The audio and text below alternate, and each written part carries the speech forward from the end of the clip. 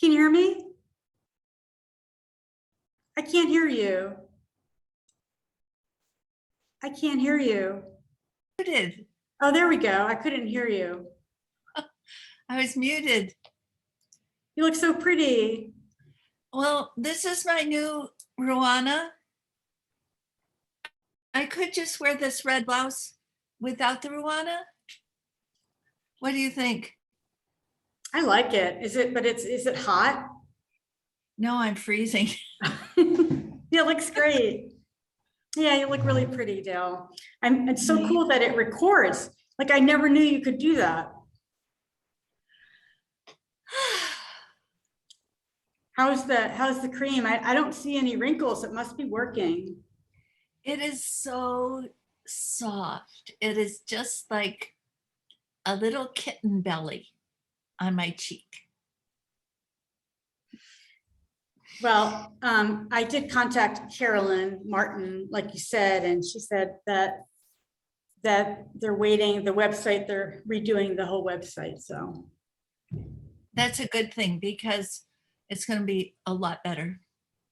Yeah. And I designed it and it's better than the old one. I'll just get my phone first.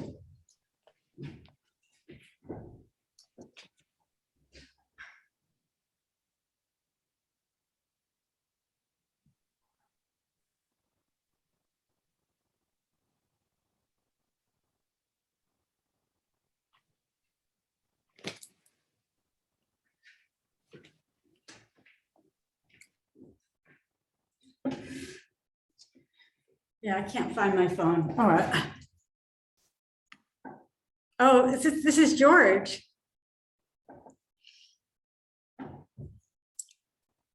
Hi, George.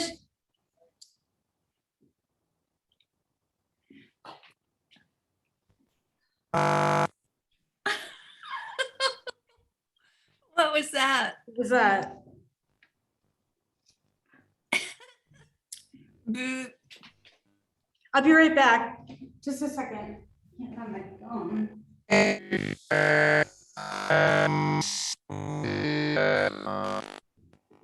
George, do you know what that is?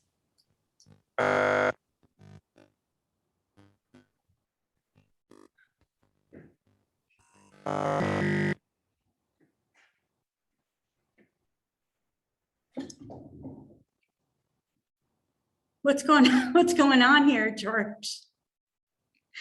Okay.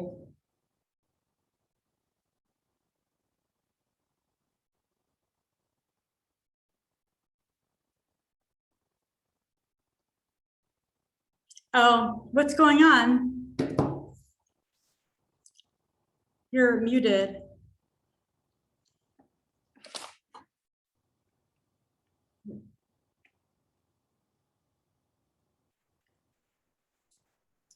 I'm talking to George, Okay. so I muted myself. Okay. I have to send your invitation out now. People are asking for it. It's like, I already sent it like 3 times. So I have to do this. Typical. Yeah. Okay. What's happening with your husband here? I'm not going to ask. I'm not going to ask. So, okay. So we have 10 minutes. I have this all arranged. I don't do video. Good. You don't do video? No. I don't do video. All right. Say, Well, say something. Hi. I can hardly hear you. Let me turn my volume up. Okay, try it now. Hi, George. Oh, okay, way better. Okay, it was me. It was my volume. Hi, Stan.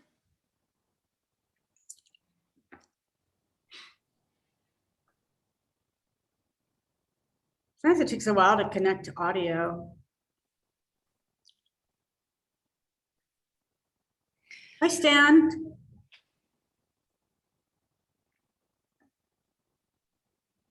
You're muted. Just a nice smile. Thank you. How are you doing? Good. Thanks. Everything's good. So Stan, I can't really see your face. I mean, your head. Maybe if you Oh. could, there you go. Now. Yeah, okay. Yeah. May not be worth it, but okay. I think it's very worth it. All right, here we go. I asked Francis about playing the flute and he's really excited to play the flute. Nice. I want to mute. Oh, I'll mute.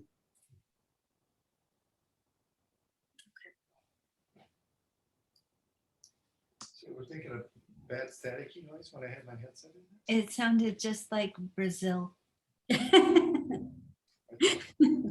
Now it was the mechanical noise like, Gee, that's weird. Hi. So Dale, I need to send in another person the invitation, so I'm just going to be doing that. yeah, keep doing it.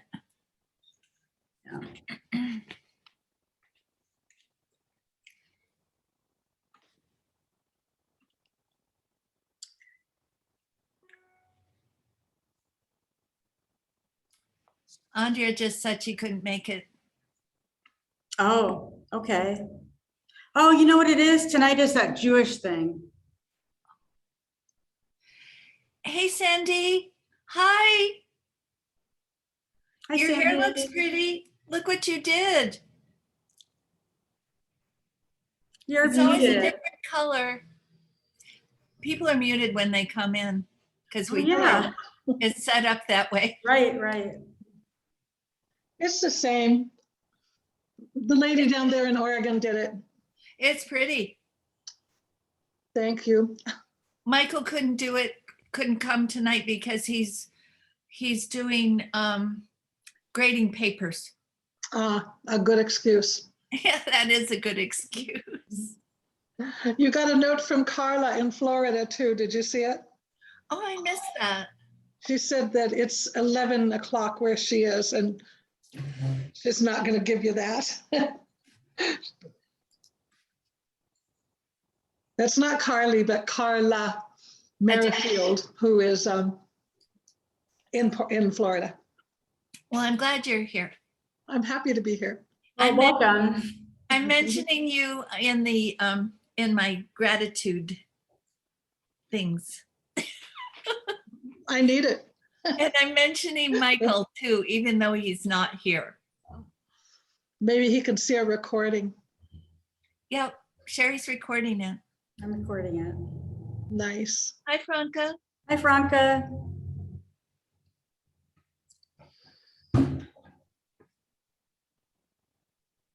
Hi, Sorry, I Norma. was on mute. Hi, Sherry. Hi, Dale. Hi, Franca. Nice to Hi, see Norma. you. Hi, Norma. So you're muted, Norma. You're muted.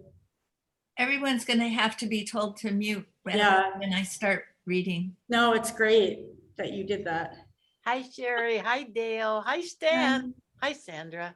Hi, Francis. Mhm. Hi, George.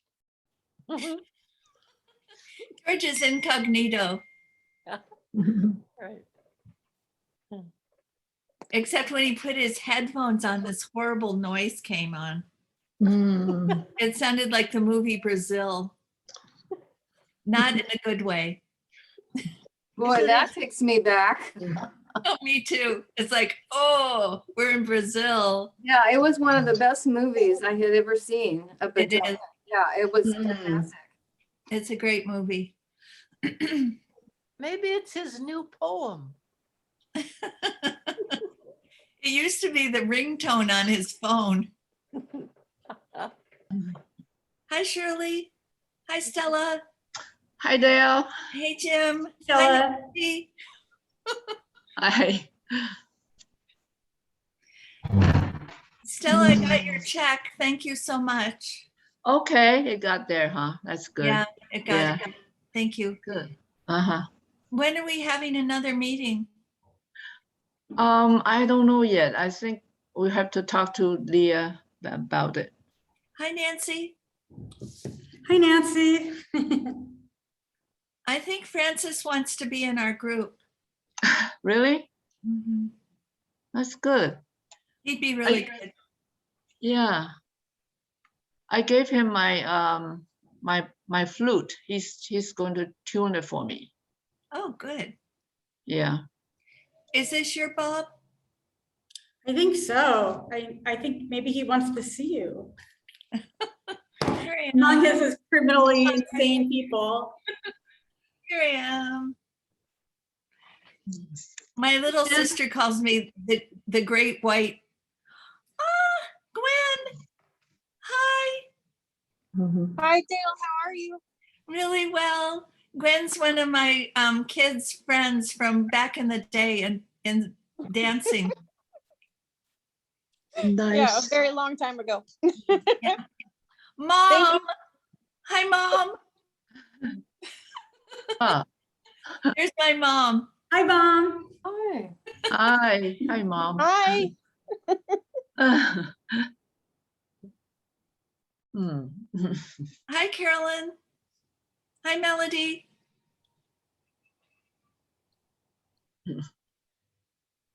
Hi, Liz. Hi, hi. Hi, how are you? I'm good. How are you? How are you and everybody? Well, thanks for coming. Thanks. Thanks for having it. I think this skin mar is Marjorie and Jesse. So I'll say hi to them. Hi, Marjorie and Jesse.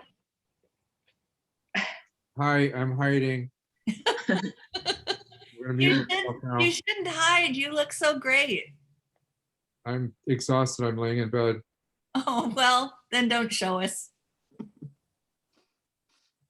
Hi, Carolyn.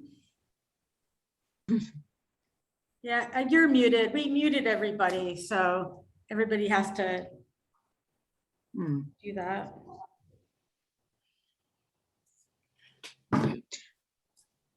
You're getting all these lots of people, Dale. Yeah, so far so good. Yep. That's because she pays them. I pay them in kind. That's right. I read their poetry and publish it.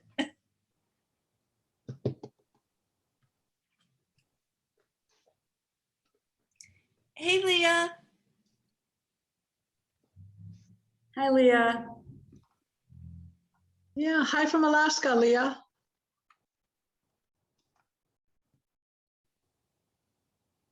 Hi, Ellen. How are you doing? I've just been saying hello, but I just realized I was muted. Hello. Sorry. Hey, Phil. The whole family's there. Ah, there's our flautist. Hi, Francis. I want a filter that mutes me, that blurs me and keeps the background in focus. Yeah, that's cool. Good idea, honey. Congratulations, Dale. Thank you. Who is this, Liz? Ellen. Oh, Ellen, how are you So doing? good to hear from you. Ellen, how are you? It's good to be here. I can't You're- wait to hear your poems. Thank you. You sound good. You sound helpful. Thank you. And hi, Carol. Hey, how are you? Can't wait to hear this. Not me either. I took one of my heart pills, so I won't have arrhythmia. Oh, well, you know, hey, Yeah. I remember what mine was like, and I lost my internet for 4 minutes right Oh. before I was supposed to speak. So anything that happens is going to be fine. Knock on wood, I don't want that to happen either.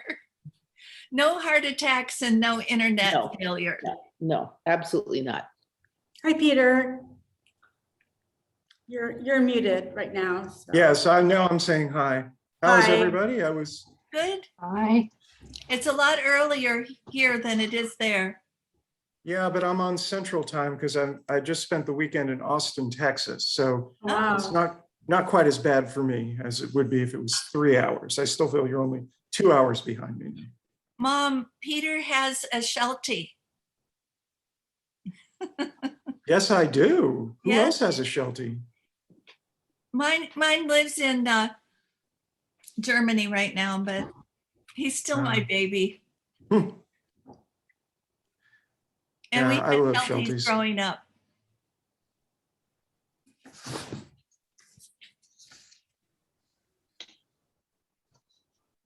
Hi, Jade. Hi, Chris. Hi, Jade. Hi.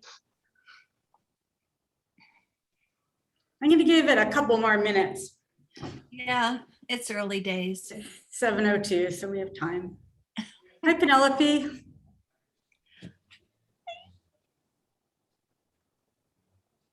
Melody's or Penelope's in her cups. I asked for tea. I didn't get any, but oh well. Now he's on the job. So nice to see our friends. So nice to see our friends together. Hi, Ann. Hi, it's good to be Yeah. here. Good to see everybody. Hi, lots of people. Francis, this is so much fun. Hi, Leah. Hi. Not quite as good as in person, but pretty good. No, not quite as good. Thank goodness it's an option, though. Woof. Yeah. Exactly.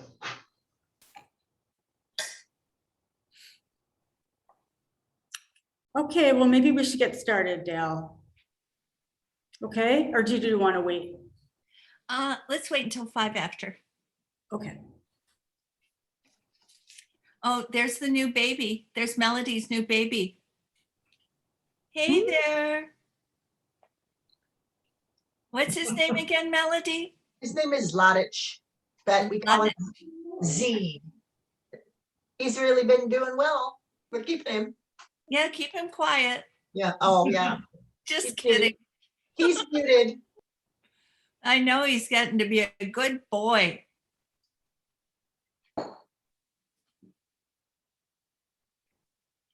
Hi, Rob. I didn't say hi to you before.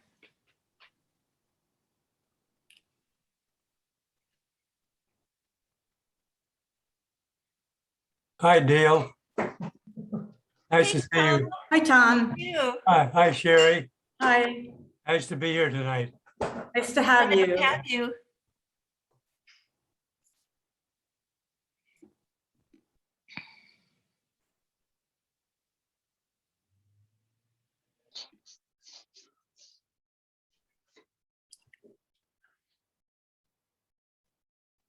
So what I'm drinking is Panalanco from Trader Joe's, $4.49. The grape is Carmenere, and it's very good. Well, thanks for the advertisement. I'm drinking Costco's Chianti Classico. I don't remember the price. I ordered a tea, but it isn't here yet. Oh, you have to do something about the service there. I know he's down in the kitchen fixing it. Maybe I can pass my peppermint tea through the screen. Oh, thank you. Thank you, Jade. That smells divine. Smells so good. I'm drinking Pansy's hot cocoa. Ooh, I like Abuelita. It's got cinnamon in it.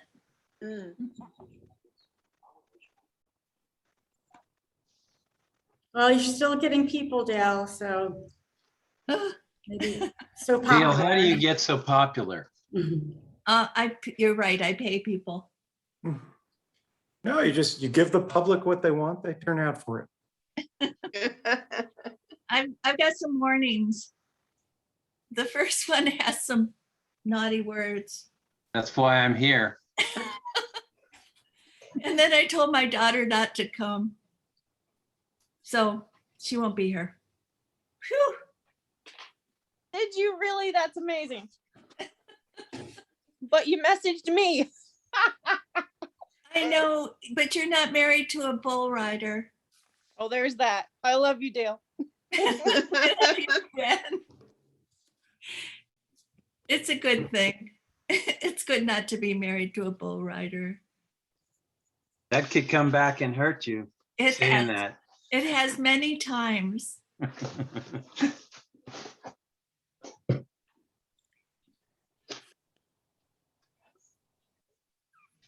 So on the East Coast, there's rain now. We pushed it along. It's the atmospheric river. Kind of scary. You got slammed by wind up there, right? Yeah, and my granddaughter goes, the trees are going wild. Yeah. Crazy. Going wild. Okay, I'm gonna get started, Dale, and if people come in, they come in. So, so if everybody could mute themselves. So I just so happy to see everybody. I'm so happy. Head for the Hills has been going on for over 2 years. Then we started in the library and now we're on Zoom. So I am so happy to present Dale Champlin. I'm gonna read about her. Dale Champlin, an Oregon poet with an MFA in fine art. Her poems published in Willowa, Visions International, San Pedro River Review, Cathesics, the Opiate, PIF, Timberline Review, and elsewhere. Her first collection, The Barbie Diaries, was published in 2019. 3 collections, Leda, Isadora, Andromeda, A Stranger in America, are forthcoming. Callie Comes of Age, Dale's second full-length collection, was published in Cirque 2021. Dale says, ever since her daughter married a bull rider, Dale's been writing cowboy poems, memories of her early days hiking in the Black Hills of South Dakota, the bleachers of Pendleton Roundup, and summers camping at Lake Billy Chinook imbue her poetry with the sense of juniper and sage. I'll read you a blurb from John Morrison's. The magic of Dale Champlin's exuberant narrative, like Callie herself, is impossible to tie down. Beyond a braided story that will buckle you, the cascade of poems reveals a sensuous and hard, lonely and austere landscape. The sharp characters and sure-handed narratives pulls us in a rhythm that alternates between shuffle, gallop, and gusty breeze. The poems with their details of snake belly, scar, and bone won't let us go. So I'm pleased to pronounce a wonderful poet and my good friend, Dale Champlin. Thank you, Sherry. And thank you all for coming. I'm so happy to see everybody. Tonight I will read 7 Callie Comes of Age poems for Head for the Hills. I will also read a Barbie poem, a robot poem, a goldfish poem, and a zombie poem. I will spare you my 2 fruit fly poems. First, I would like to thank my first listener for Callie Comes of Age and Head for the Hills host, Sherry Levine. I want to thank my editors, Sandy Clevin and Michael Burwell of Cirque Press, Rachel Barton, who published Dear Mother in Your Iced Tea House in Willowa Journal, Jenna Ravicchio, editor of The Opiate, and Wendy Van Camp, editor of Eccentric Orbits. I give my sincere gratitude to many Oregon poets for their encouragement.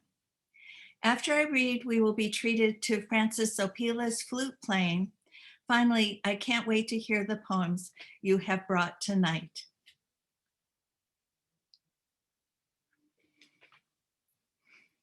Here's my first Callie. Down on her knees. Callie's on her hands and knees looking for her thong, her mascara, and the key to her Harley. The bull rider passed out on top of the bedspread, jeans shoved down around his boot tops. What was his name? Marvin or River, something with a V in the middle? Those names didn't sound quite right though. It wasn't much fun the way he blacked out as soon as they finished, flopped onto his side.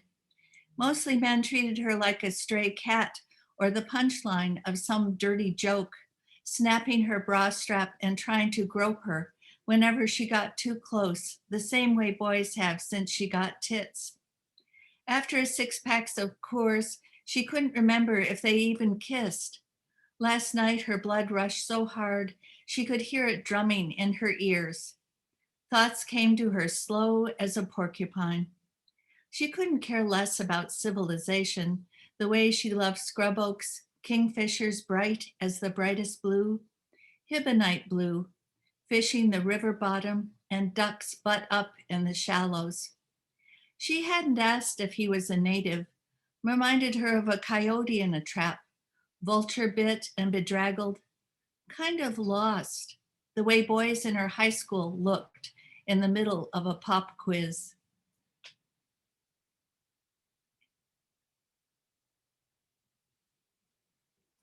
Here's one that was published in Willowa.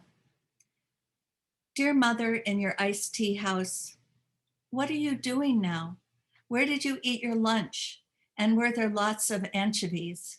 Frank O'Hara, morning. Are you enjoying your freedom, goddess of the city, classical pianist on the threshold of fame, Wonder Woman of the Metropolitan Martini, in your surrogate sylph summer, walk-in hair salons, manicured, pedicured, and pampered, pursing your pouty lips, swinging your sultry hips, writing posies of prose and poetry, queen of Manhattan nightlife, a frisee of golden beetroot, jasmine-scented cremini over easy, hollandaise poached quail eggs, avocados on the side, toast tips drizzled with extra virgin truffle oil, salmon roe and thin sliced ginger, breaking hearts and pocketbooks, pocketing portfolios of rising stocks, nymph-like and childless, binging HBO, Big Little Lies, and I May Destroy You.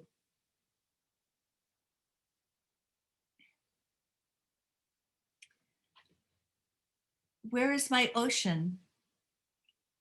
Where is my ocean? Where is my greenhouse? Out here, spring comes marvelous.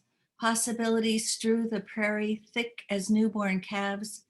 Dewdrops spangle bracken, long grass stirs in waves.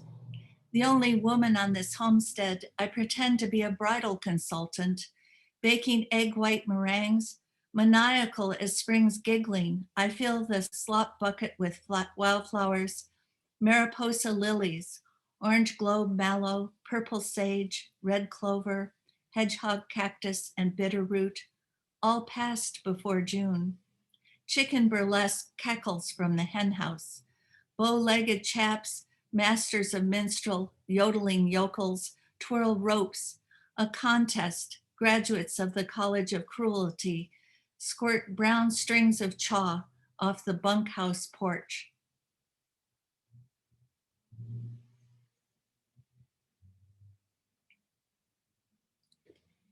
Even at 5 years of age, Callie didn't see the sense of crying. A flock of starlings tilts in unison, belying gravity's pull. Warming sky swings meadow grass in silvery waves. The pond surface ripples. Spent aspen leaves scatter across the asphalt with a hiss and rattle of snake threat. Warm rock, juniper, sage, and horseshit scent the air.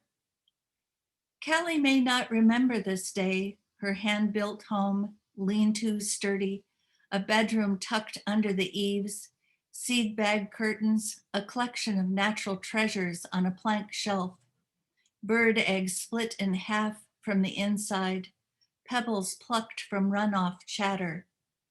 Rex curls on the braid rug, laid on top of heart pine boards. Callie's teaching herself to whistle. Rex bounds up at her achievement, tail whipping frantically and haunches downward, ears cocked and expectant.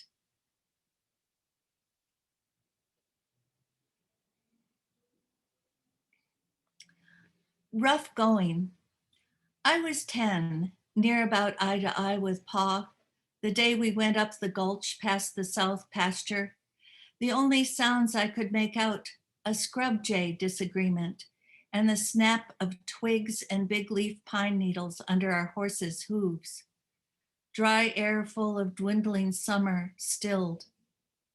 Grassland slid into shadow, warm but cooling in slow shifts, the way a carcass loses heat after its flame is snuffed out.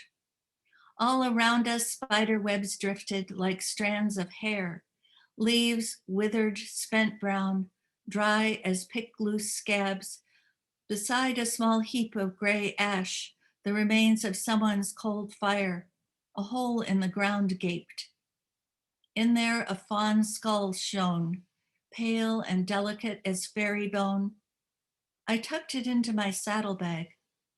When our horses couldn't climb any higher, I was all set to scramble, that curious about the waterfall, a silver blade gleam high up the red rocks, round about sunset, burning bright as blood pouring from a deep wound.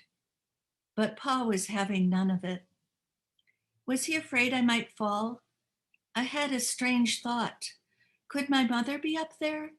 My breath caught in my throat. Inside me, panic started to rise, and I couldn't swallow it down.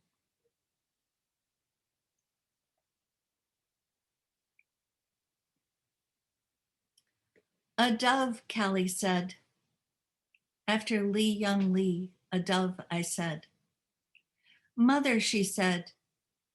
What she meant to say was waterfall. What she meant was a pool dimpled by rain. Bread, she said. What she meant to say was arroyo steeped in moonlight.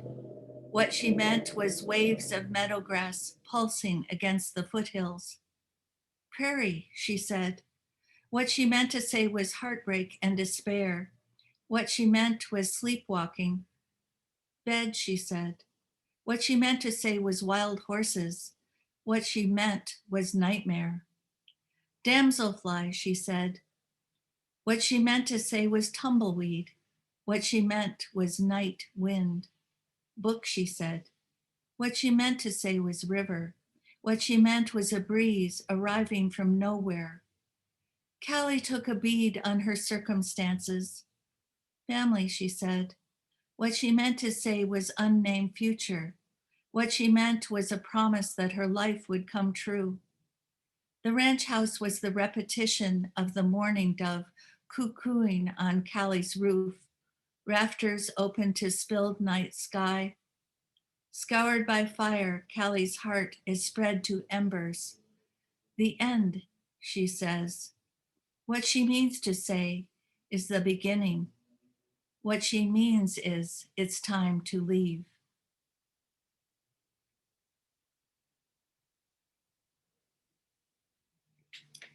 A bootful of blood, a requiem for Daniel. What my father did, I make sacred, bright as candles of forgiveness, the guilt-driven requiem of a boy's choir, or a sharp blow from the scythe of a moon cresting over rimrock. My history is a horse hobbled under ice-bearing sky, a mid-distance landscape rusted to bits, encaustic with salt boulders susurrate in the arroyo. Soon after the dew point, wranglers ride over shale, shod-hoofed horses sliding sideways, accidents in the making, calloused hands scarred by antelope-shaped stigmata, clasp reins.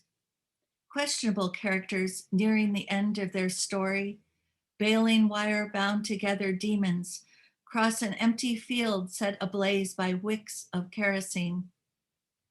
Were we ever this beautiful?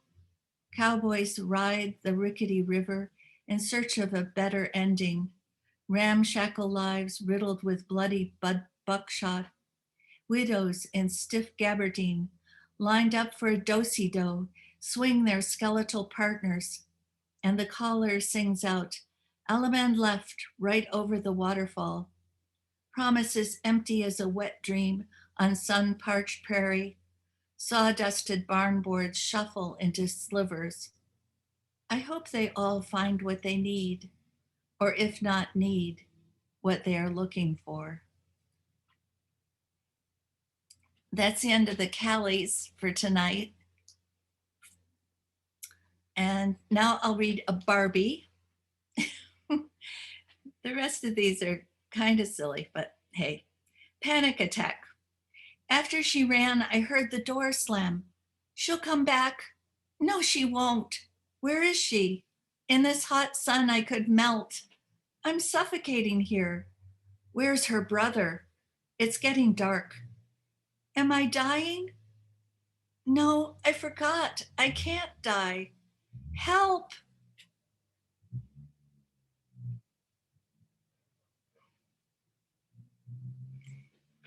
And here's a robot poem. Appetite. Angels must be devoured. Leonora Carrington. Although I have no appetite, I can taste wood, rags, and grasses, and color. Oh yes, the flavor of old books, aquifers of water, truck tires blown out on the highway, neon glass and swamp gas. I lick my arm and bursts of animal DNA fizz on my tongue, an octopus puncturing a mollusk, kelp and brine shrimp, warm puppies, elephants, fireflies, and plankton. If I needed to eat, I wouldn't be a picky eater, gagging on liver, broccoli, lima beans, and undercooked egg whites. Bloodthirst fantasies riddle my night times. I crave whole circuses of exotics, trapeze artists, strongmen, fortune tellers, daredevils, and tigers, and those doped up carnies reeking of sweat and cotton candy, testosterone and desire.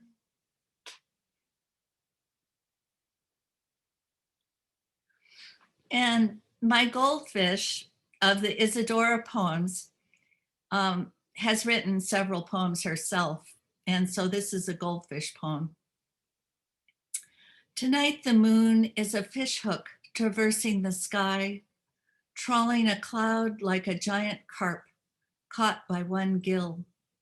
The line from the hook dividing the night in two.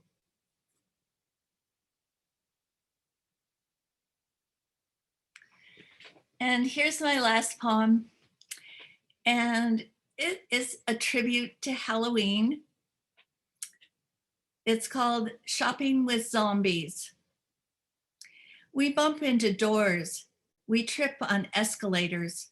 Only walking forward, we pile up 20 deep at checkout. Hooked on the rounders, we circulate, clothing and cords ensnaring our feet. We lose our shoes, a few fingers, a heel. We fall into shopping carts. Distracted by mannequins, we chomp the plaster. Without escape, we bump and bump into glass walls again and again.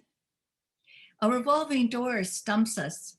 Incapacitated by stares, we stare into the distance, unseeing, unfeeling, hunger our motivation. We head to the food court. The servers have been eaten. We are starving. Onward we plod, salivating and ravenous. Thank you. Thank you so much, Dale. Wow, that was really wonderful. Where can we buy your book? Should I put your email in the chat? Yes, please. Okay. Well, I just want to say, you know, Dale's a really good friend of mine, so I'm biased, but I just think she's an amazing poet. And when she wrote Callie, I listened to the whole book when I would take walks every morning and listen to it. It's so wonderful. And I'm so proud of her and so happy. And so happy to be here tonight. Thank you, Sherry.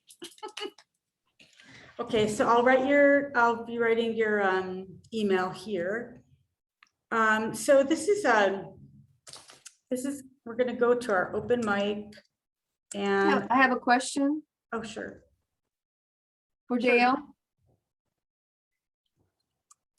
Yes. Yeah, so my question is, are these poems part of an anthology, like a story, but written with your poems instead of a story? Well, Is there like a Penelope, beginning, middle, and end? You know what I mean? Penelope calls it an epic. Thank you, Penelope. And what would you call it, Sandra? Well, to answer a simple question in a simple way, it is a story, yeah, with a beginning, middle, and end. A very exciting story with a lot of twists in the end. And beautiful landscape throughout and a lot of excitement. She's a good girl, a bad girl, and then a transformed girl. Thank you, Sandy. Did I do it justice? Yes, Sandy's the publisher, so of course she's going to say something nice. Does anybody have more questions for Dale before we do the open mic? Penelope has a question for Oh, me. Penelope, I didn't see you, sorry. She goes, "Where did you get this?" Well, I sort of always thought you were a city girl. And so this is an interesting revelation of your past. I'm not saying the story is autobiographical, but it's certainly a new geography in which to see you. And what I really liked, besides the story and the characters, was the setting. Thank you. You can Anybody take else? the girl out of the city, but you can't take the country out of the girl. Yeah. Something like that. Well, Mom, we've moved all over. We've lived everywhere. Say yes, Mom. You're muted, Mom. Mommy, you're muted. You're muted.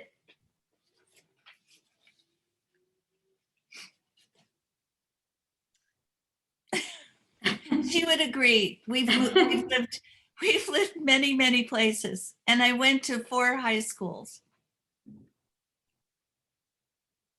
Okay, so shall we move on to our? Are we open going mic to have flute? and flute? Oh, just flute after flute? I don't know. Well, I thought I'd go down the list.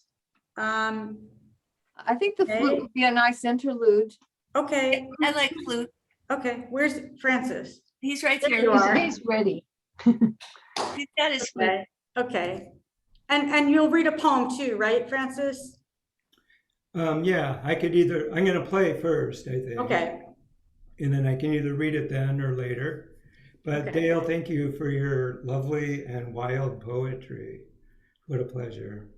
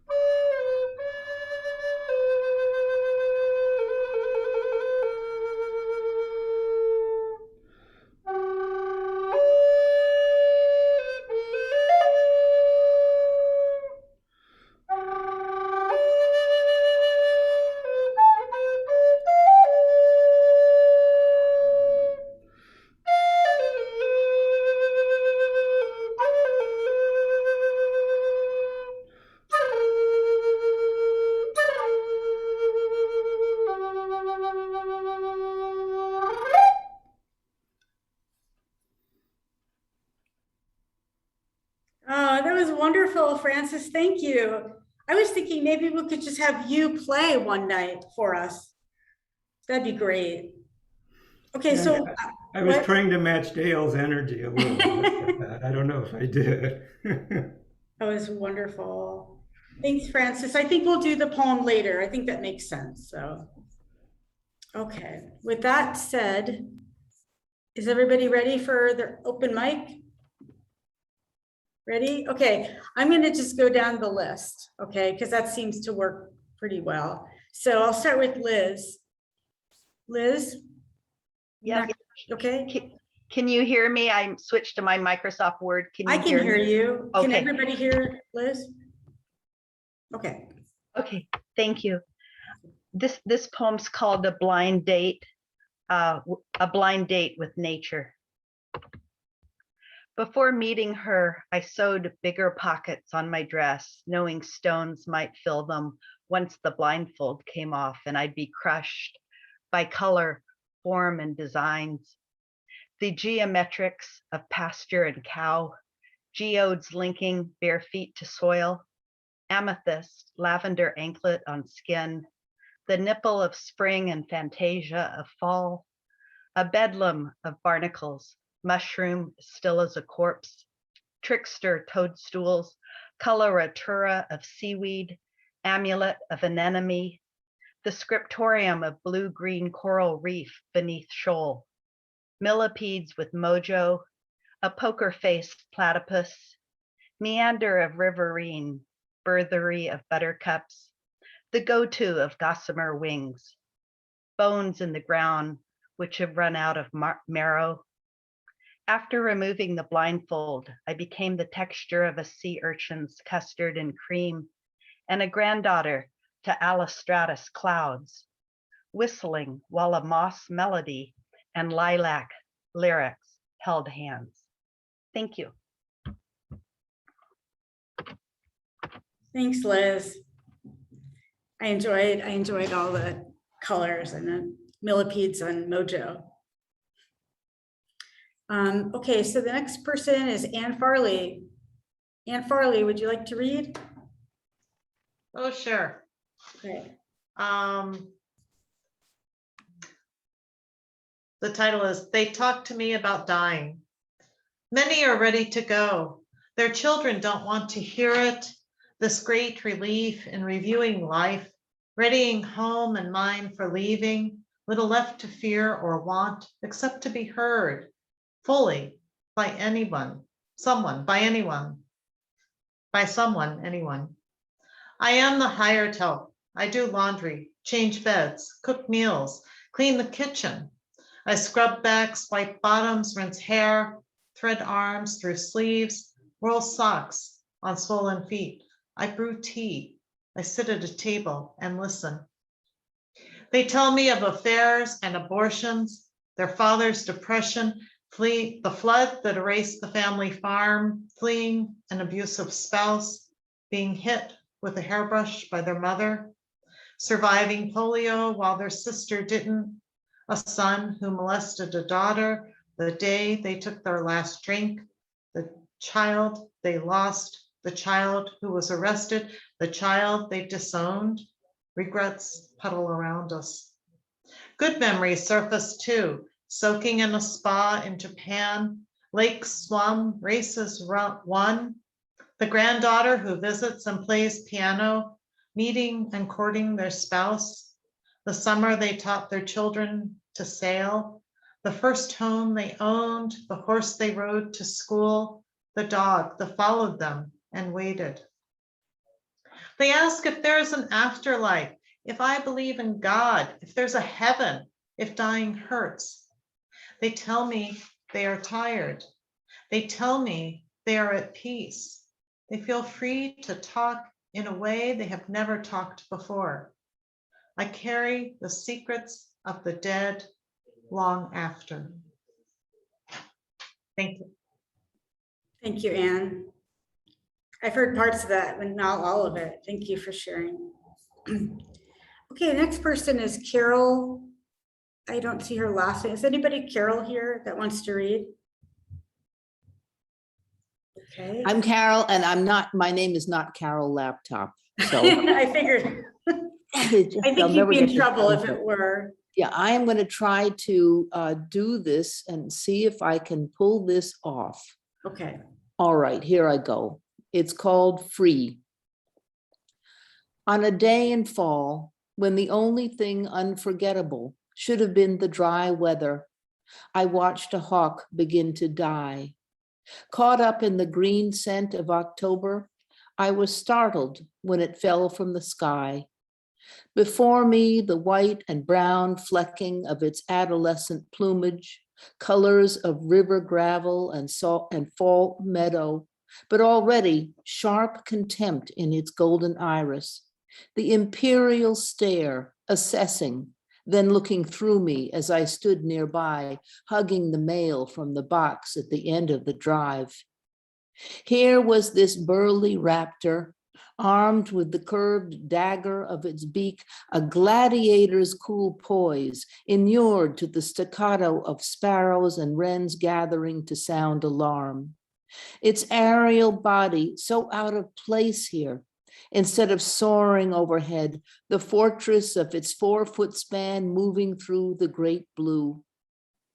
I watched it crouch, wings half spread, cocked for takeoff, as if to rise skyward and drag the farm up with it in its black talons, shaking me off to tumble with the apples and plums.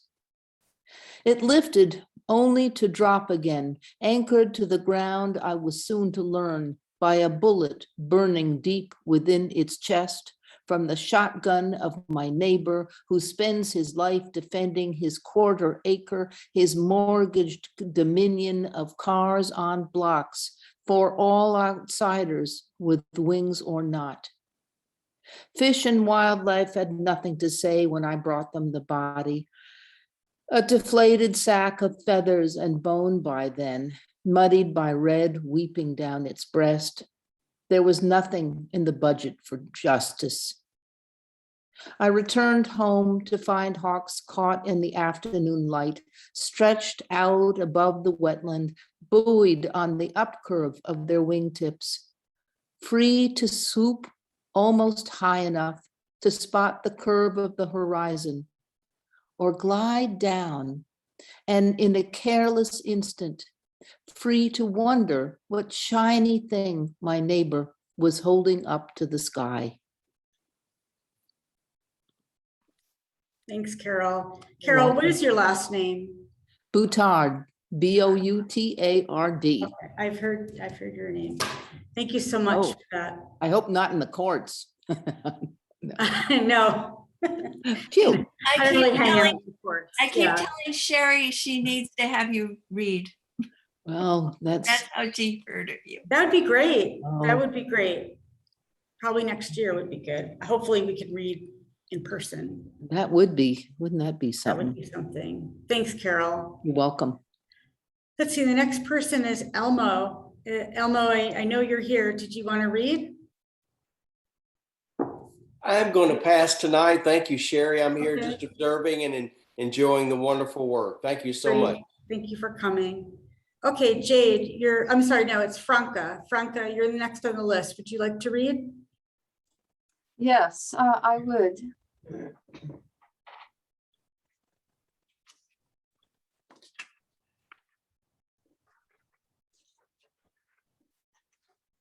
So this is the most recent poem that I wrote, and you'll tell from the words that it's an emotional poem based on current events. Afghanistan. Sappho, bright and wise, wrote rivers of wisdom that the clowns crumbled to fragments. Her ingenious words were received like the cacophony of chatter, a swaying curtain of angry bees. Sagacious seeress, you tried to inspire the right path, but wrong-minded thinkers pulled out their cudgels and put a stop to that. Even from the catafalque you shout, fools. Content with the waxy buildup of their own puerility, they impose an edict to cover our glossy tresses, decreeing us whores of Babylon, as they bent their heads and prayed, feeling bloody sanctimonious. Thank you. We have such wonderful poetry tonight. Thank you, Franca. So Jade is the next person. Jade, would you like to read? Yeah, I've just got one here. It's a little bit of a send up, and the title is The Spruker. And spruker is a particularly Australian word, which I often heard as I was growing up. And it means something akin to a snake oil salesman. And some of you might get an idea of who this is about. The spruker. Karlov the Great could hold a crowd in the palm of his thick, sweaty hand, tear thin meaning from irrelevant words and ideas, gleaned from his tinny little television. Like magic, reality appeared where there was none. Rabbits manifested in laps, doves fluttered in alcoves around his brain, fueling snake oil sales pitches worthy of a master of ceremonies at an outback wedding. Demigod goodness oozed like thick chocolate sauce dripping onto his small marshmallow hands. The show is over. He steps down from the rickety stage. Smile fading, pain returning, hurling his cardboard aura to the side where it hits a stray tomcat. In the dim half light, we see that the trousers of Karlov the Great are threadbare. His thick, oily makeup dripping onto false shark shoulders. The shoe lifts crumble, his tacky plastic belt of raised, sad turtles caught in plastic nets is hurled onto the tattered, sad chair. He looks for all the world like a clown well past his time. Karlov hands the tattered old top hat to his blind assistant. Round up the rabbit. Tonight, Florida. Tomorrow, the world.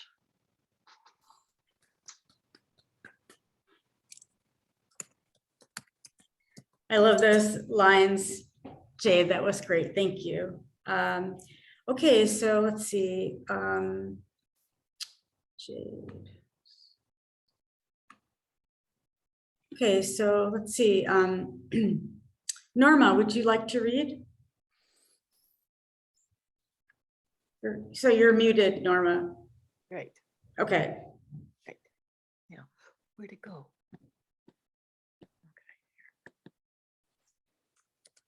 Okay. No title. A new poem comes or not. If not, it doesn't. Here's one that isn't.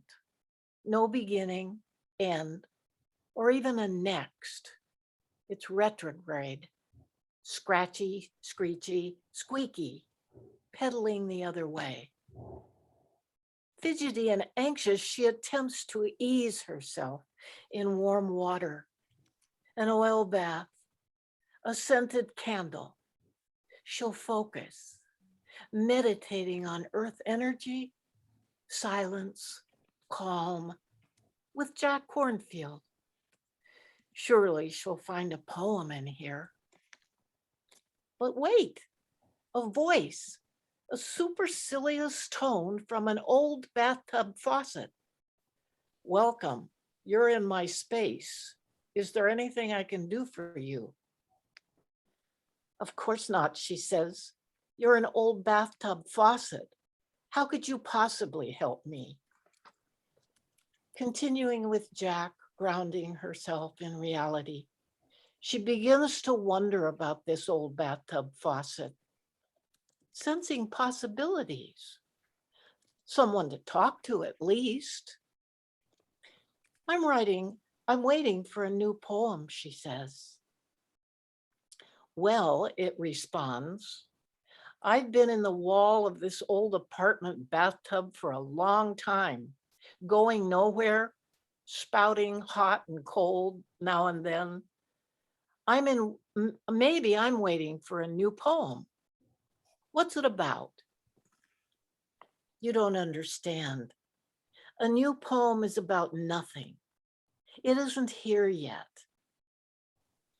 Could you sing softly? I can do almost anything with a good wrench. Let's make a poem. No, you're stressing me. Go away. I need to relax when I'm waiting for a poem. I don't even have a good wrench. If I did, it would be in the cold garage. I didn't even want to think about it. Go away. Jack's meditation is over. The water's getting cold. All she can think about now is she forgot to turn on the heaters and it's cold everywhere out there. More hot water, she says. Sure, you know how much cold water comes first, don't you? Yes. Never mind. Guess the poem isn't coming today either.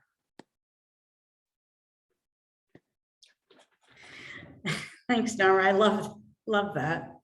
Okay. Okay, so Melody, would you like to read? Thanks, yeah, I'll read. I was interested particularly to hear Anne's poem. I recently was part of a hospice team and of a very, very dear friend. And it was hard and I couldn't write. And so the other morning I woke up and I said, you're gonna do what you do when you need to write a poem. And that was that I went to Atlas Obscura. They had a thing about those little gravestone balls that they find in Scotland. And I thought I'd write about that. So this is Documentary for a Vigil, Petrosphere. Maybe it's an oracle or ballast for a scale, maybe a weapon. The archaeologist glows as if she's uncovered a new sun. The tomb is otherwise empty. If the orb was meant to protect the dead, it either failed or was too beautiful to throw. If a messenger, it's grown tongue-tied, secrets unread in depressions and whorls. Small silent emissary, no bigger than an orange, now interred in a glass case on a steel shelf. Maybe it's an offering, a Neolithic heart, perfect enough to ensure ascension. I imagine its word effervesced to eternity, like purified water that bubbles in the machine by your bed. Time gurgles through tubes up the bedside, through the cannula into the lobes of your calcifying lungs. I wait on your sofa, relieved the machine is still breathing. In the morning, the next woman arrives. We sift details, whisper morphine in milliliters, water in sips, your life in hours, days, transfer custody, hand to hand, bird bones, artifact of love. One caregiver plays music, another prays. I watch documentaries, describe what I see. You coil around yourself, smaller, tighter, until all the noises of life fall silent as stone.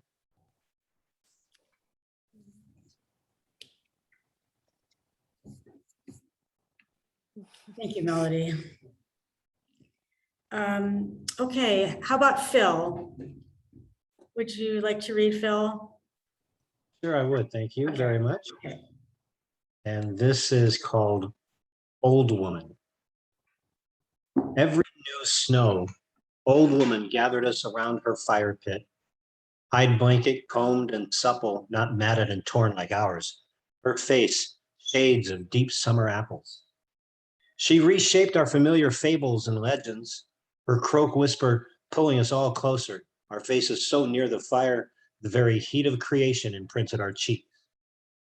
She would remind us to help gather offerings with Rain Woman when the dust deepens and berry leaves begin to swoon, and to aid Sun Woman in turn when the arroyos run with floodwaters. She declared every dot in the night sky a wisdom story, and it takes 2 lifetimes to know them all. She taught us the dark language of wolves, how trees walk in the darkest part of the night, and why birds don't fall. So we did not wonder this new snow as we followed her up the path to the lookout, or when she stood at its edge while the gods teased her gray hair with breathy fingertips and riffled at her blanket. "It is my turn to fly," Old Woman said, gathering her arms around herself and then spreading them up the way eagle touches the wind to test its firmness. When she jumped, it was like she was falling. Or we could wonder who would be Old Woman next. We saw Owl cross her path down the cliff, and we watched her gray wings soar across the valley.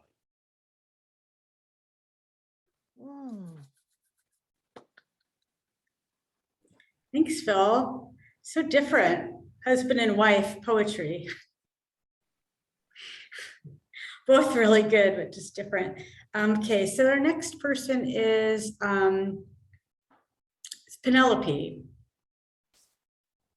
Would you like to share, Penelope? You're muted.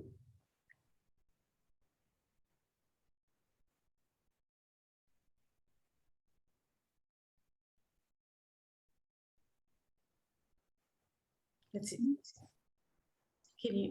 Are you having a hard time unmuting? I'll Oh, there we pass. go. I'll pass Oh, you'll tonight. pass, okay. I'm Okay. enjoying listening. Okay, all right. Thanks for coming. How about Nancy Christopherson? Are you there, Nancy? Hi, Sherry. Hi, okay. Thanks, Dale, for the awesome reading. I enjoyed that so much, and you inspired me to read a ghost poem. So I'm going to read a ghost poem for you guys tonight. It's published in an anthology from Says Publishing of ghost stories. So I thought, since it's almost Halloween and you read zombie poems, I would do this. It's called Entertaining the Ghost. Entertaining the ghost. First thing is to turn on the porch light. This gives an air of welcoming. Then put out the olives and grape juice, and of course, crackers. It's a strange combination, but the ghost likes these best. I try always to accommodate choices. It typically shows up before the fireplace, hovering slightly just above the hearth. There is a rug it likes to sleep on over by the sofa. Did I mention this before?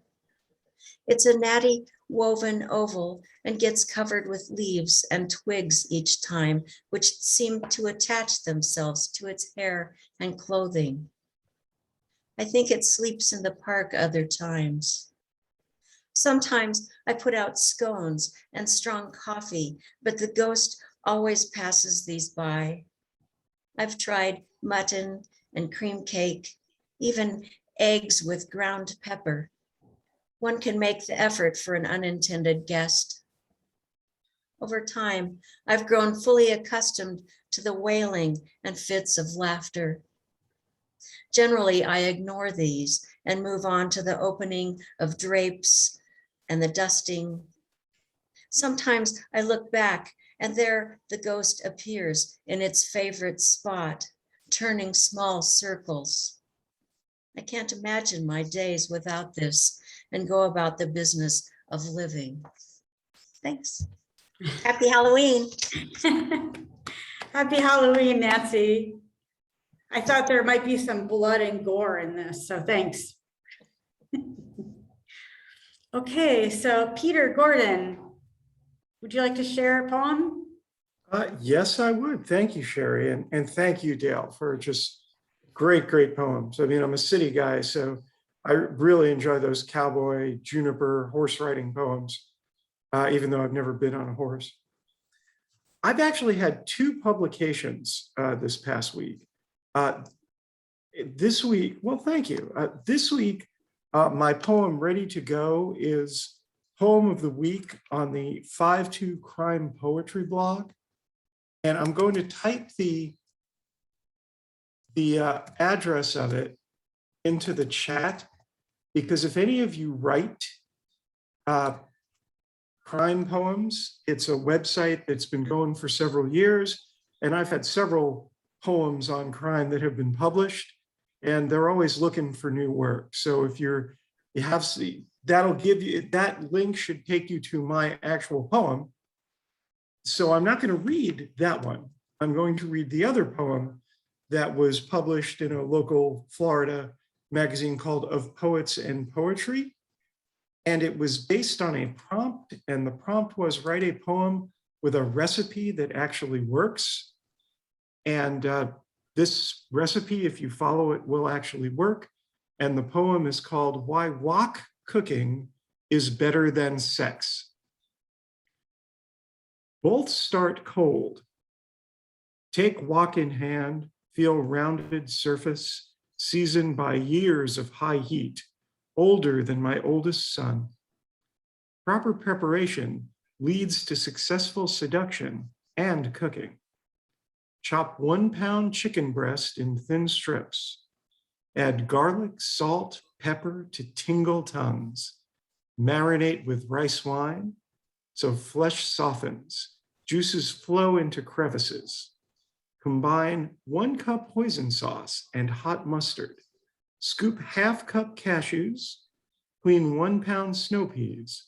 Order them. Make them ready to join together.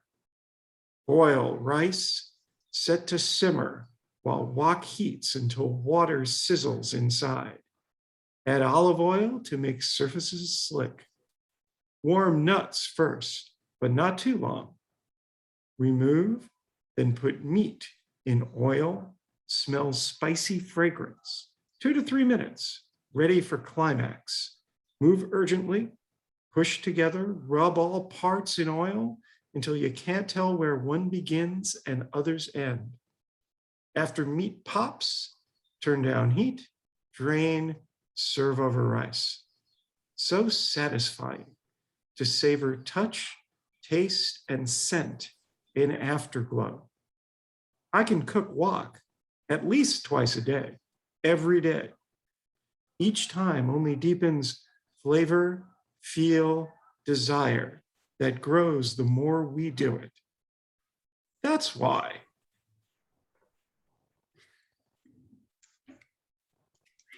Thank you. Peter, are you saying that we should go out and buy woks? It's tremendously satisfying, even today. And it is true that the wok I still cook in today is older than my oldest son, who turned 35 this year. Thank you, Peter. It's really nice to Love laugh. sharing it with all of you. Yeah. Do you have, does any, okay, I was gonna, so let's see, who's next? Tom Hogan. Tom, would you like to read? I'm gonna just listen tonight. Okay. Oh, yeah, thanks, Sherry. Okay, it's hard to kind of go after that. So let's see, I guess who hasn't read? I think everybody's read except for Francis. Oh, Stella, sorry. Okay, I have 3 very short poems to read. The first one, Harvest. Laden fields, sickles in our hands, golden rice kernels in sheaths. Thrashed, we head back to our harvest meal. We are baptized by the crescent moon. The second poem, Rice Wine. The bridegroom's father distills the rice wine from a wok. A slender tube and cooling rags. Rice wine drips into a decanter. The third poem, the Urubamba River. Mirror imaging Milky Way. Inca people calls Machu Picchu home.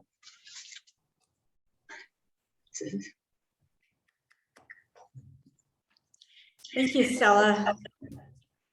Okay, so I missed a couple people. So Leah, would you like to read?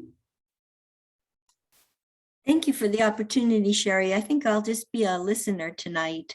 I'm not in a good situation for that. I have background noise. So thank you. Well, thank you for coming. My pleasure. So let's see, and Ellen. I'm Oh, also, Stan, sorry, and Ellen, yeah. Sorry, I missed you.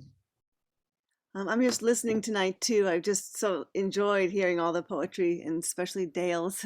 Yeah, Thank you. okay, thanks for coming. And Stan. You're mute, okay. Yeah. Okay. Okay. I practiced pediatrics for about 51 years. And sometimes I write for children or about children from a psychosocial point of view. I have two very short poems. With progeny, it's hodgepodgeny. Having a baby is like a Hail Mary pass against a disagreeable universe. It's a double dog, dare you, against tomorrow, and a sincere tribute to my dear parents. The birth of a baby is all life-changing, an endless supply of an oceanic love, a precious gift that is not ours to own, a forever pledge to keep up with what's good and precious. A child's growth provides new wisdom and rewards to those who are willing to be amazed. Having a child is commonplace, sublime.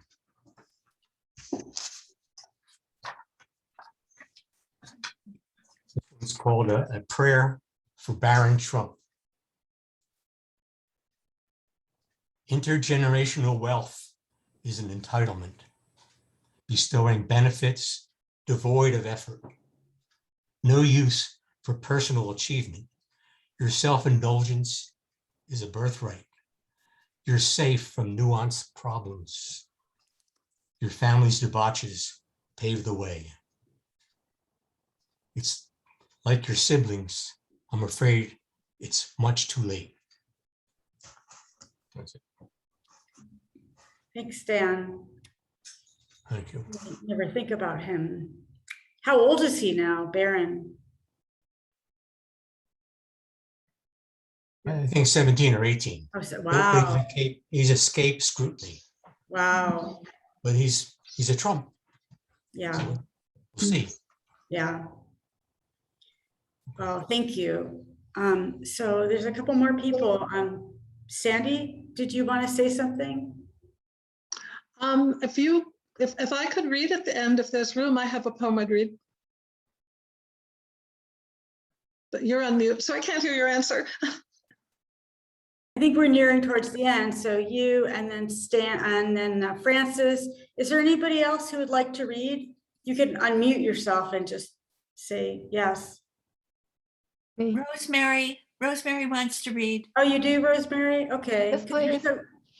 You're so dark there. So Yep. okay. Very Okay, we'll go. turtles are sleeping. Okay. Well, Sandy, why don't you go ahead and read your poem? That would be great. Okay. Unprepared, but I'll do my best. This relates to Theodore Retke, who was in Seattle, out of place in Seattle. A lively, understandable spirit once entertained you. It will come again. Be still, wait. Theodore Retke. We don't speak of stones or the sea in Western Washington. We use other words in place of these found out in your poetry. That's how I knew you weren't from here. We don't talk the way you do. It's an inclination to eschew words like eschew because you sound too big for your britches like I was when I was little in Seattle. Crying through the diamond links, crushed by a congress of friends, with you locked up in the violent ward 2 northeast blocks away. You came here from someplace else to put things differently. Poetry's province is elsewhere, a stone tossed up from the sea, embedded in the poet's shoe, one blink from calamity. A child kneels at the lip of a wave. She stretches out her hand to reach for something shiny. You know what she wants, drawing under weighty water. Walk weary to the beachhead, waiting till she follows. We walk the weary beaches till clamshells leave half moons on our souls. Then you say, stop now, Sandy. You have all that you can use. Let's go home. The sun goes down on Puget Sound. The sea is far from here. In Saginaw, you still don't talk like me. Thanks, Sandy. Yeah, he was at a place in Seattle. Yeah. Okay, so let's see, Rosemary. Okay, see if I can do this with a flashlight. This is a persona poem called The Miner in Me. After Jim Daniels, you bring out the boring white guy in me. This is for Dave Jarecki. You bring out the miner in me, the daily blackness of me, red scrubbed so briefly. You, my light, bring me the lamp I strap to my head, the way I search out our sustenance from the substance even darker than I. You bring out the shocks of the drills in me, their echo through my bones, re-echoing through our night with the rattle of the rails, the coal that strikes the blackened, beaten cars. Do they quiver, rattle through your bones? You, your fear, bring out the fear in me, eternal fear of falling rock, the fear of eternal silence.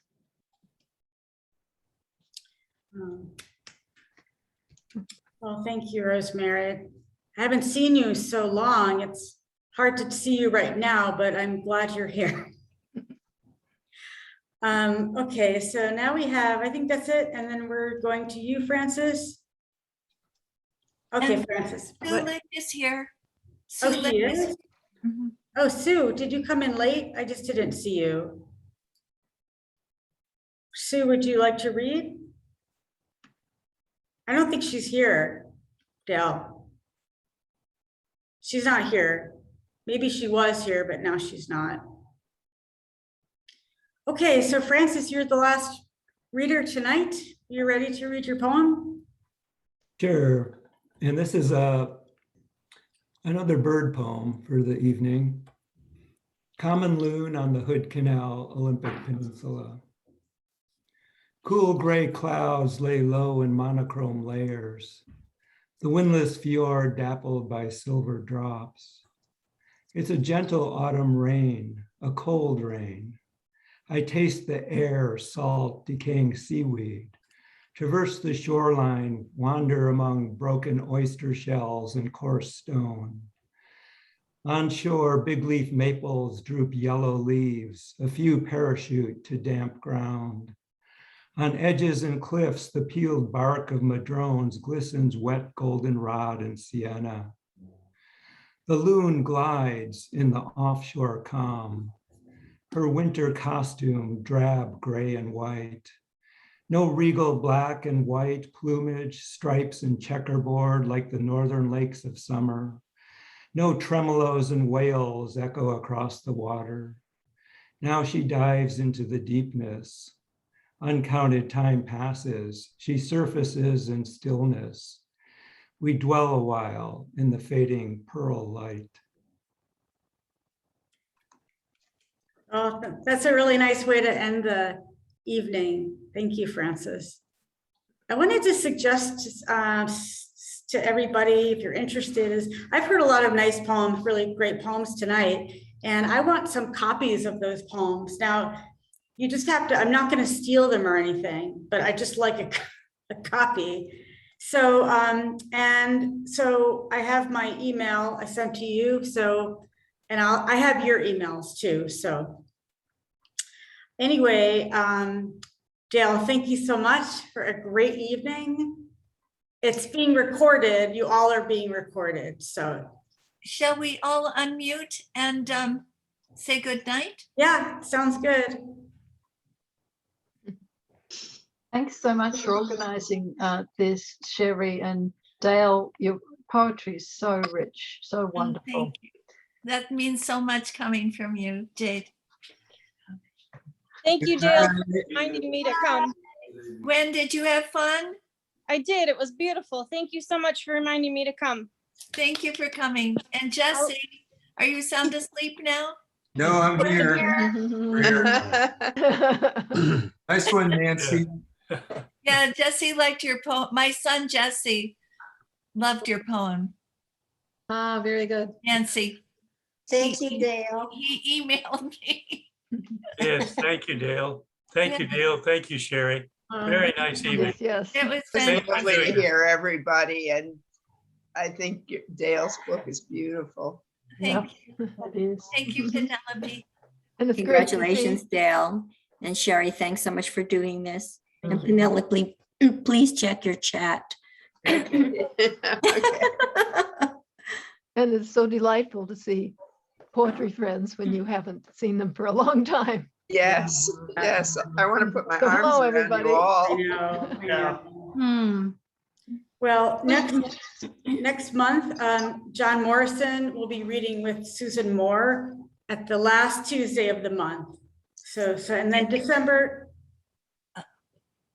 Sorry. Didn't Oh, mean wait. to interrupt. When is the day? It's the last Tuesday of the month. I don't know. December, it's going to be a complete open mic. And then next year, we have some people lined up, but Dale and I were thinking about doing this more often so we could have more poets. It's Good wonderful, night, Sherry. and Thank you so much. Thank you very much. Good night, everybody. Good Thanks, job. Dale. Good work, Dale. Bye. Yeah, Very thank you, good. Dale. Thank you, Sherry. It's Yeah, great good to night. see Good night, everybody. everybody. See you next month. Night. Next month. Bye. Thank you. Thanks, everyone, for all your great poems. Thanks for coming. Thanks, Nancy. Bye. Bye, Dale. Thank you. Hi, Gwen. So nice to see you. You too. Dale, you're responsible for encouraging me. I know, you're incorrigible. Stan, I love your work. I think you're great. Thank you. And your artwork too. That's my main calling, but I Yeah, drop you- off once in a you're while to multi- write poems. You're multifaceted. Yeah. Still have to pay to get on the subway. Luckily, we don't have a subway. No. That's where it comes from. Thank you. Okay. Night, Thanks all. for coming, Stan. Thank you. Good night. Penelope. Nice Thanks to see you. to everybody. Thanks for coming, Penelope. It was wonderful to see everybody. I hadn't seen Stella in forever. There she is. Stella. Yay, Stella. Thank you. Thank you, Dale. All right. Nice to see you, Nancy. You too, Sherry. Yeah. Take care. You too. And thank you for doing this, Sherry. Oh, it's my pleasure. It's a labor of love. It's a labor of love. Well, speaking of love, I'm halfway through your book and loving it. Really? Thank you. Charming. I'm sorry I missed you. I'm sorry, but Dale and I were saying that we want to come to Dufur, right, Dale? Yeah. Well, I want my booster first. I have 2 beds in my guest room. Oh my, well, you know Really? what? I snore, so Sherry's not gonna sleep anywhere near me. Oh yeah, we shared a Won't bed. do that. She will not do that. I'll go to the belch. I have earplugs. Oh, good. The last time we were in the same room, I had pillows all over myself and she could still hear me snoring. Yeah. It was terrible. It was really bad. How does George put up with it? It's funny. I barely remember that. I remember it like it was last night. Well, Anyway, I miss everybody. It's so good to see and to meet new poets. Oh yeah, that's a great group. Fantastic. And the flute. The flute was nice. Great. Yeah, very nice. I He's love gotten that. really This is good. Amazing. Yeah. So friends, Francis is going to tune my flute. Can't go to a better person. Yeah, he's going to do it, and I'm looking forward to that. The flute I made in the workshop. Oh, It's out of tune, and so he said he's going to do it, and so we'll see how it goes. oh, that's He'll be great. able to do it. He'll Huh? do it. He'll Do do it. it. Yeah, I'm looking at Nancy here. Where do you live, Nancy? I'm in Baker City. Okay. How far is that from Dufur? Oh, it's about 2-3 hours. Oh my gosh, Nancy. Yeah. Yeah, I'm kind of far away, but You'll have thank to get goodness. on the subway. For sure. I'm just so glad for Zoom because then that way I can join you guys. Yeah. Well, Baker City's kind of a cool place, actually. It's like there's rattlesnakes. Hey, there's snakes everywhere. There's that beautiful hotel in Baker City that we stayed at. Yeah. the guys are grand. Yeah. It's pricey. It's like right in the middle of nowhere is this hotel. How much is pricey, Nancy? Oh, between $200 and $300 a night. Are you kidding? It's gone way up. Wow. Yeah. That's what they're charging these days. But it used to be reasonable. It's not anymore. Oh my gosh. I guess I won't stay there again. We'll all come stay with you, Nancy. Yeah, just pile into my house. What the heck? We'll bring you sleeping bags. Yeah, I'll pile you in the living room with the ghost. And I'll put I a love it. muzzle on. I think your ghost is a dog. I'm not quite sure what it is. It makes its presence known though. Definitely. It's a dog, the way it goes in circles. That's the dog. Circles. Yeah. Yeah. It I've probably never is. had a ghost. I would love to have a ghost. It keeps me company. You got to be careful what you wish for, Penelope. You might get it. Yeah, I wanted a daughter. You got one. Yeah. Well, Nancy, your ghost likes olives. Yeah, all kinds of strange things. I put out all kinds of weird stuff for it and it consumes some of it. Wow. It leaves sticks and twigs and stuff all over the living room and I have to clean up after it, but that's okay. I just open up the curtains and That's No, why I Dale changed my thinks mind. it's a dog. I think it's a pack rat. Now I've changed my mind. It's not a dog. You've got like all those cats. She has you have so many feral cats that you take care of. Nancy takes care of cats. yeah, I take care of a feral cat colony. Colony. Mhm. We had a cat one time and in the middle of the night, we heard this slurp, slurp, drag, slurp, slurp, drag. The cat had dragged a cantaloupe under our bed, devouring it under there. It's like, what the heck? A cantaloupe? No, that's different.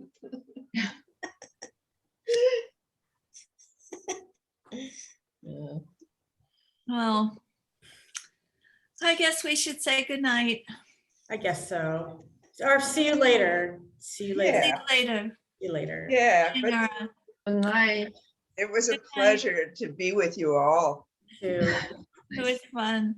Thank you. Thank you, everybody. Thank you, Sherry. Thank you so much. Thank you.